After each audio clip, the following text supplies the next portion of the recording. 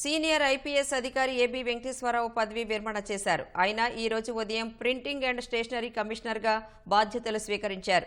అదే కార్యాలయంలో ఇవాళే ఏబీ వెంకటేశ్వరరావు పదవీ విరమణ చేశారు. బాధ్యతలు స్వీకరించిన రోజే రిటైర్ అయ్యారు. పోలీసు శాఖ పరంగా ఏబీ వెంకటేశ్వరరావు డీజీ హోదాలో ఉన్నారు. ఈ సందర్భంగా ఏబీవీని కలిసిన పలువురు అధికారులు, వివిధ పార్టీల నేతలు శుభాకాంక్షలు తెలిపారు. ఆర్టీసీ ఎండీ ద్వారకా తిరుమలరావు కూడా ఏబీవీని కలిసి పదవీ విరమణ శుభాకాంక్షలు తెలిపారు.